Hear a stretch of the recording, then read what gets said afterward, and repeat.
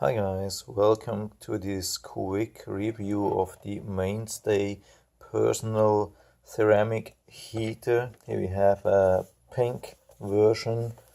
It has a little bit of description. I bought it on Walmart.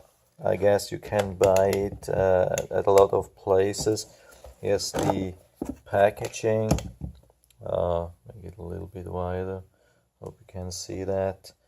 Yeah, this is the packaging, some description, not a lot of functionality. Looks like it's pretty simple and not super powerful. They say right away it has 250 watts. Here we see it on the other side. Here as well, this description in English has an on-off switch, power indicator, tip over switch for protection. That's good, and it has ceramic elements here. Some saying, it looks like this. So not too bad. I really like it. It's lightweight. It's simple. It's cheap. It was about, I think, $10-12, something like that. So, but it doesn't come with a protection thing. I don't know how this is called. We call it FI in Europe. So it doesn't have when it gets in contact with water. So there's just the regular fuse that gets tripped, not like malfunction power something. So we don't have the name. So, but as long as you are not putting this thing into your bathtub and sitting in it, it should be good. So looks decent, stable, and it works really good. So works surprisingly good.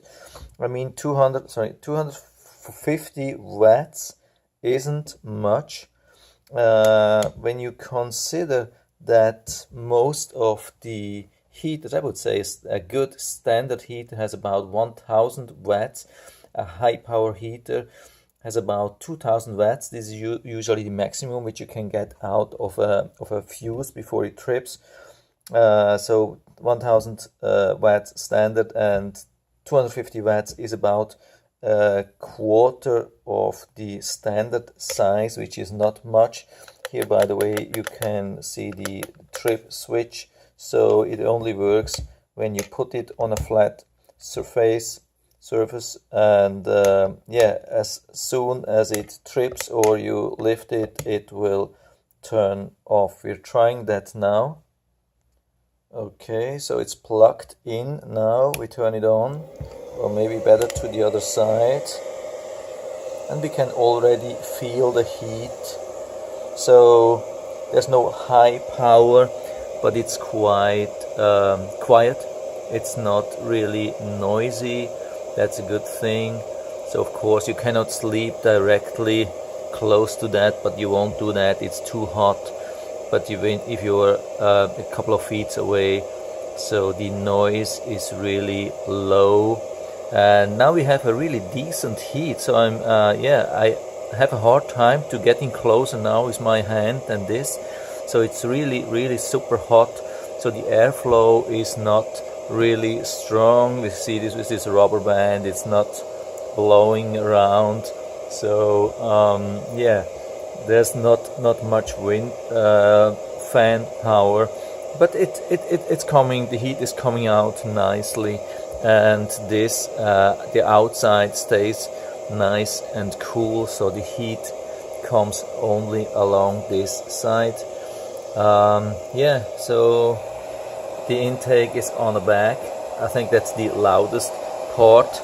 As you can see, the front is not so loud. It's a little bit protected, and you can see the trip switch really works. So yeah, for me it's definitely a good thing. So I turn it off again. For me it's a good thing if you have a small bathroom, especially when so you can turn it on and have a little bit of extra heat before you go into your shower or take your shower, or if you have a small